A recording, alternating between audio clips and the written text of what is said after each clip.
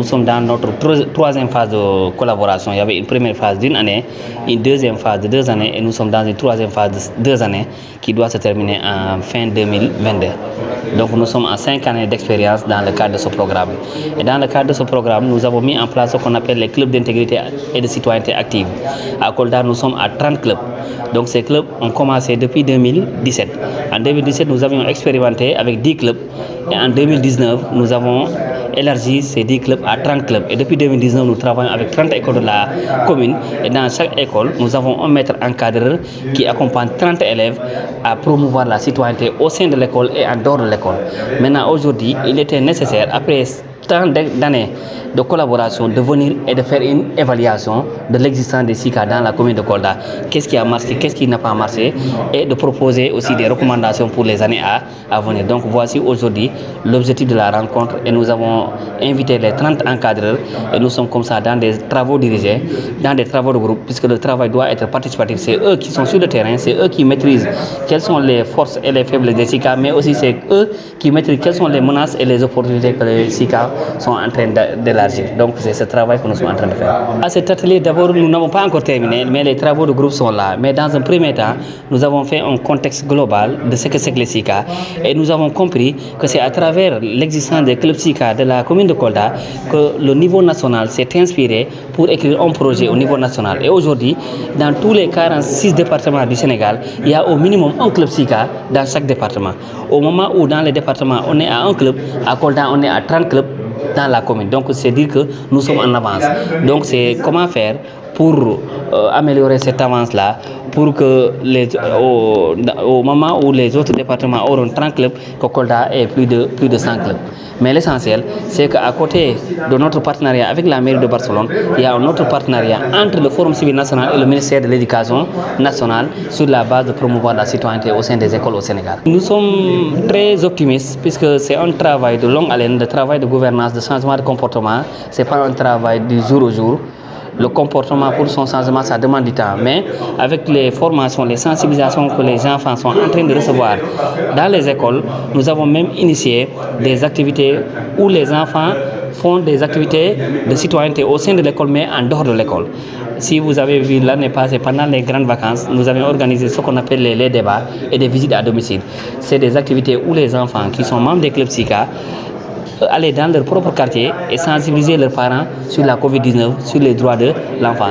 C'était une manière de les pousser à s'exprimer en dehors de l'école. Puisque beaucoup d'activités de SICA étaient faites à l'intérieur de l'école, mais nous voulons les pousser à travailler aussi en dehors de l'école. Nous avons aussi initié des visites des SICA auprès des institutions. C'est une manière de faire connaître les enfants, les institutions qui exercent à Kolda, mais aussi de savoir les missions de ces institutions-là. Ça peut même participer à améliorer la qualité ou bien à accompagner les élèves dans leur orientation. Puisque un élève qui a le bac et qui veut devenir quelqu'un, s'il était passé dans une structure, il peut être inspiré par le directeur ou par le coordinateur ou par les essences qu'ils ont eu avec. C'est pourquoi d'autres passent à la maison du citoyen, d'autres vont à l'impôt et domaine, d'autres vont aux eaux et forêts. Donc c'est toutes les structures, d'autres ont été à l'ARD.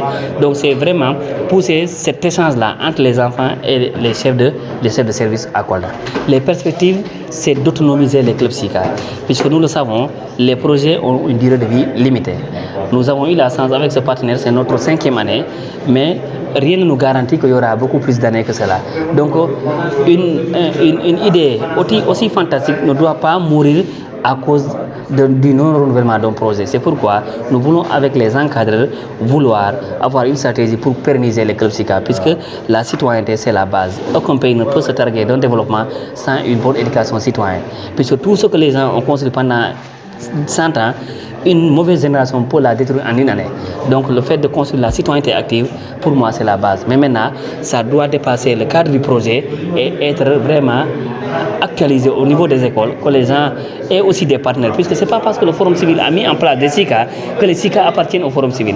Les encadreurs doivent avoir cette attitude de pouvoir chercher des partenaires, de les diversifier pour que les SICA persistent même sans l'accompagnement du Forum civil. Avec les clubs SICA, nous faisons d'énormes nous travaux avec les élèves même au sein de l'établissement.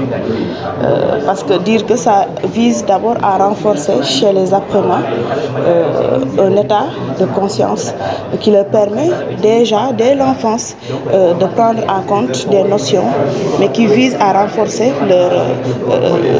la croyance à des notions telles que le civisme, le patriotisme, l'intégrité. Aussi, on vise à faire de sorte que la corruption soit vraiment, et qui gangrène la société, soit effacée. La pérennisation, alors faire des activités autant que possible. Déjà que le club SICA est connu, bien qu'étant un gros bébé, parce que